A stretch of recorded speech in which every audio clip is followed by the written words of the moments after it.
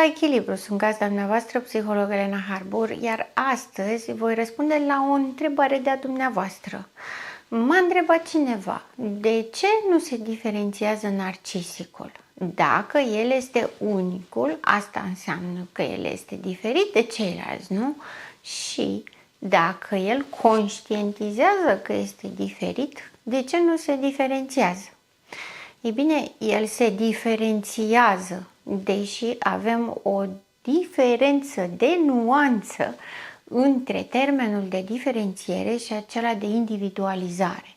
Pentru că atunci când vorbim despre individualizare, nu vorbim despre diferențiere, ci vorbim despre dreptul de a exista autonom, ca individ. Adică el să reprezinte o valoare, să reprezinte un om, iar el asta nu a făcut-o și nici nu o să o facă. Diferențierea presupune că sunt mai mulți indivizi diferiți între ei, dar toți își acceptă diferențele dintre ei, adică poate să-l accepte și pe celălalt așa cum este. Vedeți, în ambele variante, atât în individualizare cât și în diferențiere, este vorba despre oameni, despre contactul cu oamenii, despre relația cu oamenii, într-un fel sau altul. Însă presupune un contact activ cu oamenii. Ori narcisicul sau problema narcisicului, de fapt, este această unicitate. Când spune sunt unic, nu spune că el este unicul care face un lucru sau altul, ci el spune nu există decât eu. Eul său fals, mintea sa, a creat o lume imaginară, fantasmatică, care îi aparține în totalitate. Fantasma a creat eul fals și eul fals întreține fantasma. Când zic fantasmă, mă refer la fantezia grandiozității, fantezia unicității și a fi special și a fi îndreptățit și a avea toate aceste caracteristici de egoism. Fantezia s-a născut să-l protejeze de frică, frica de contact cu realitatea, suferința din relații de a fi umilit, denigrat, respins, rușinat. Toate aceste lucruri narcisicul le-a trăit deja într-o experiență traumatizantă, într-o relație de atașament. Și nu le-a trăit odată că a fost pedepsit sau a fost trimis la colț sau a fost trimis în camera lui, ci le-a trăit în mod consecvent până la momentul la care a renunțat să mai creadă în oameni, în relații, în bunătate, în sinceritate și în faptul că un alt om poate să-ți aducă ceva valoros. El s-a izolat în lumea lui fantasmatică pentru că a fost incapabil și pentru el a fost intolerabil să comunice, să împărtășească și să rezoneze cu oamenii. A renunțat complet la asta. De aici avem unicitatea. Din faptul că renunțând complet la lumea exterioară, la relațiile cu oamenii, ceea ce s-a întâmplat a fost că s-a izolat și a creat în mintea lui un personaj ideal care să îi mângâie toate durerile, toate fricile, toată anticiparea negativă.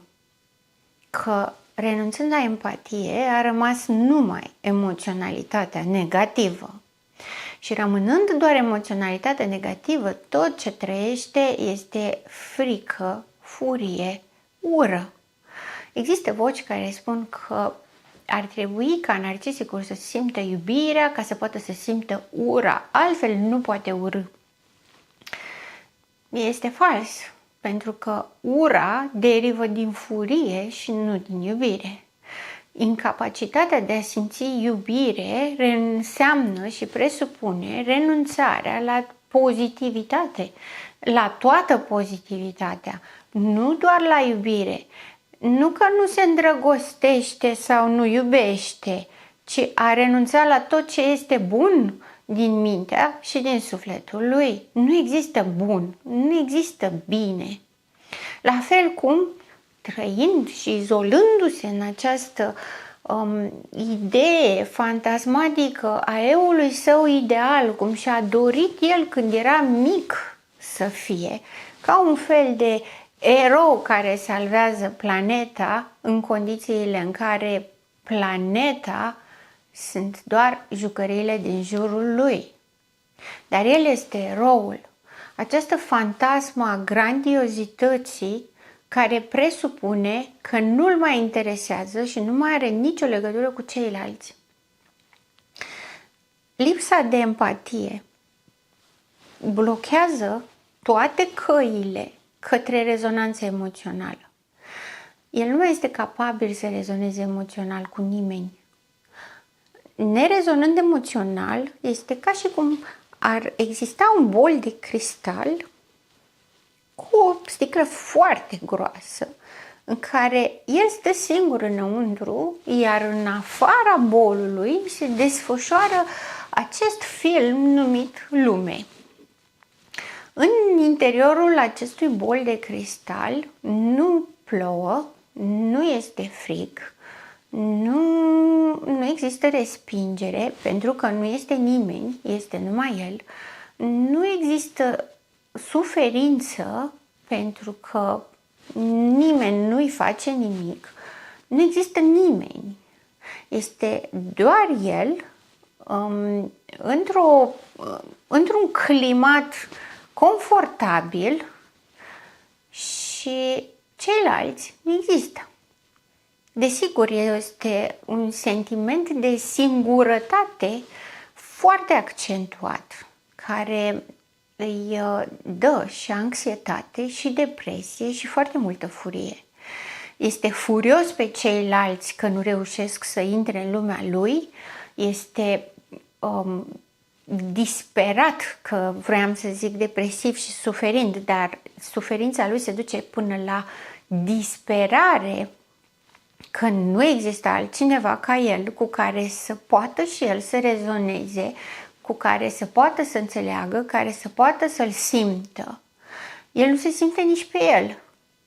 El doar se uită din globul lui de sticlă la orice afară care este foarte departe și foarte distant. Și dumneavoastră, dacă stați acasă și vă uitați la televizor, să spunem la un film de groază, vă trezește poate un sentiment de teamă la un moment dat, dar nu rezonați cu ei și nu considerați că televizorul este viu, are dorințe, are nevoi și ar trebui să le împărtășiți ca să ajungeți la un punct comun. Și nu considerați că televizorul vă poate aduce un plus în calitatea vieții, ci doar că vă face să vă simțiți bine pe moment, adică este un instrument, nu este o persoană. La fel și narcisicul, neavând empatie, decuplându-se total de la pozitivitate, decuplându-se de la oameni cu totul, complet, ca să fie sigur că nu o să sufere niciodată, asta se întâmplă. Unicitatea presupune că există doar el. Ca atare, dacă există doar eu, nu am față de cine să mă individualizez. Că nu mai există altcineva, nu? Adică dacă eu exist și eu sunt perfect și mie îmi place de mine așa cum sunt eu, pentru că am avut grijă să scot tot ce e mai frumos din omenire, din specia umanității, toate le am eu, nu am egal, nu am seamăn. Și atunci, cum aș putea să mă individualizez, să mă autonomizez, presupunând că nu mai este nimeni ca mine? Nu ar avea logică pentru narcisic. Mai mult decât atât, diferențierea presupune să accepte că mai există și alți oameni. Ori oamenii pentru el nu există, sunt instrumentalizați. El cu bolul lui se plimbă prin lume și este obligat să interacționeze cu ceilalți. Nu-i place, nu-i înțelege, nu-i vrea, își dorește fantasmatic să fie în rezonanță emoțională cu ei pentru că simte că îi lipsește ceva. Simte că nu este persoană întreagă. Se uită la ei cum se iubesc și este invidios și răutatea pe care o are în el, acea ură pentru că cineva are ceva ce el nu poate atinge, îl face să-i invidieze, să-i respingă, să încerce să distrugă asta, doar ca toți să fie ca el. Dorința ascunsă a narcisicului este ca toți să fie ca el. Nimeni să nu simtă, pentru că el este mândru de faptul că nu simte, se consideră superior că nu simte, dar văzând la ceilalți că ei simt iubire și simt pozitivitate, își dă seama că e ceva în neregulă și îi urăște pentru asta. Și își dorește să le distrugă pozitivitatea și să-i facă pe toți ca el. Își dorește să aducă în fantezia lui pe altcineva care este copia lui fidelă. Păi, cum am putea să ne diferențiem dacă ceilalți nu există decât ca un cuptor cu microunde, un televizor, o mașină pe care o folosim, nu știu, pantofi, haine și așa mai departe. Adică acele obiecte care ne oferă un confort, dar noi suntem singurii care știu, pot, gândesc, simt, decid. Narcisicul în bula lui consideră că doar el există, doar el simte, doar el gândește, doar el știe, doar el decide. Tocmai de aia este extrem de revoltat când altcineva manifestă gândire autonomă. Cum? Nu există, pentru că tu nu existi. Asta spune narcisicul.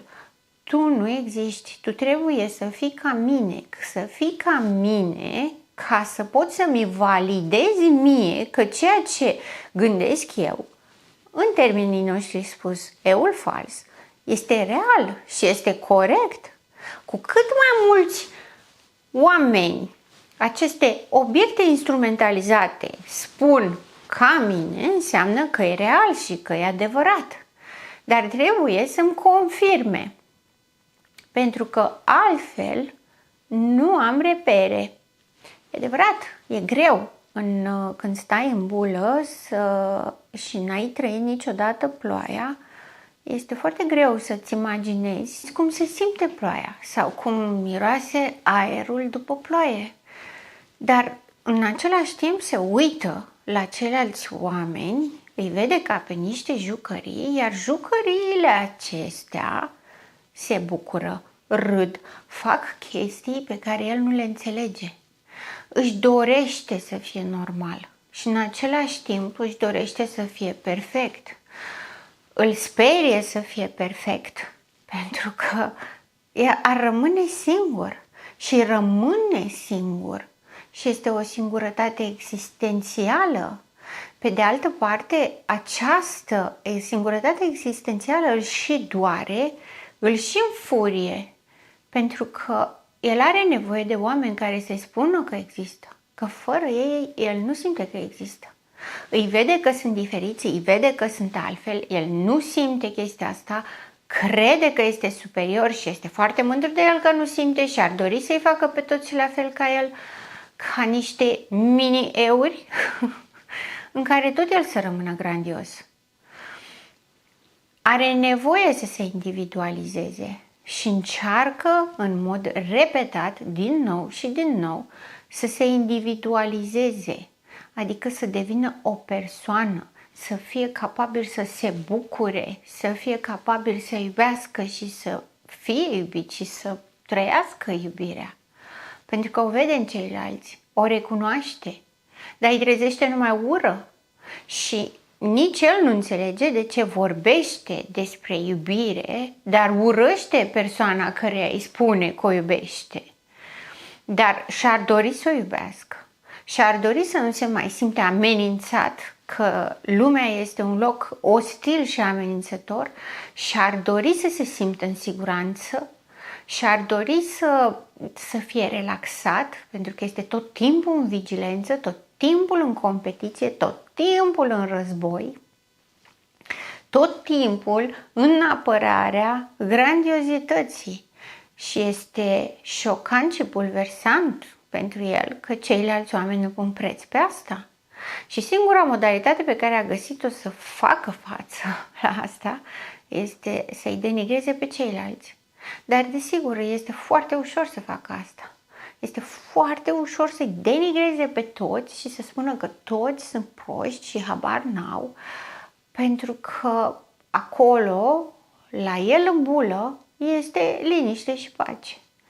Dar bula asta este extrem de expusă la tot ce se întâmplă în jurul ei și riscă să se spargă, riscă să se crape și tot ce era ostil și amenințător să vină peste el și să-l distrugă, să înceteze să mai existe. De aceea nu reușește niciodată să se separe, să se individualizeze, nu reușește să devină o persoană, pentru că ar trebui să renunțe la grandiozitate, ar trebui să renunțe la fantasmă, ar trebui să facă față realității, ar trebui să accepte că există și alți oameni, că și ei simt, ar trebui să accepte că există consecințe și efecte la acțiunile sale, ar trebui să-și accepte pedepsele, ar trebui să-și trăiască suferința și durerea și inclusiv să ceară ajutor.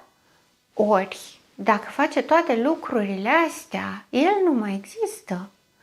Eul său fantastic, ideal, acea persoană care poate tot și știe tot și face tot, eroul, dispare. Nu mai are nimeni nevoie de eroi. Pe de-o parte și-ar dori să fie om, să fie normal, să se elibereze de toată presiunea perfecțiunii și a fricii și a urii. Pe de altă parte, cu cât își dorește mai mult, cu atâta realizează mai mult că nu o să o atingă niciodată și rămâne în ură. Normalitatea i-ar permite să existe. Și el știe asta. Dar fantasma îi spune că el există într-un mod în care nimeni nu-l poate răni. Este mai confortabil să știi că nu o să poți să fii rănit niciodată decât să-ți spună cineva o să suferi, dar o să supraviețuiești. Atâta timp cât tu, în viața ta, nu ai un model de suferință care poate fi depășită, de durere care poate aduce iubire și compensare, lucrurile astea sunt înfiorătoare și nu poți să accepti. Un copil de 3 ani, cum este narcisicul din punct de vedere emoțional și psihic dezvoltat, nu poate să înțeleagă că dincolo de supărarea mamei nu există o catastrofă și un dezastru. Nu poate să înțeleagă că mai există și mâine. Totul este un etern prezent în care lupta este pe viață și pe moarte, iar moartea înseamnă dispariția eului fals. Moartea, anihilarea. Ceea ce își dorește narcisicul să fie văzut, să fie acceptat, să fie iubit, păstrat, înțeles, susținut, conținut. Este doar nevoia de dragoste adevărată. Este nevoia de a fi recunoscut ca persoană. Doar că atâta timp cât n-a fost făcută la momentul ei și cât această fantezie a venit și a preluat toate funcțiile și a creat o realitate alternativă, i s-a adeverit și i s-a fixat cea mai mare frică a sa, că el nu există. Și atunci s-a dus în polaritate și a creat grandiozitatea la care nu va renunța pentru că îi pune în pericol propria viață. De aceea nu poate deveni om. De aceea nu poate să se individualizeze indiferent de câte ori repetă drama și trauma neiubirii originale. Nici măcar mama lui, la nivel de adult, dacă mai trăiește și dacă înțelege ce s-a întâmplat, nu poate să-i reproducă nevoia de iubire de atunci. Iar el va fi tot timpul mult prea speriat de perspectiva realității, iar psihicul lui nu suportă, nu tolerează realitatea. De aceea nu va deveni niciodată om.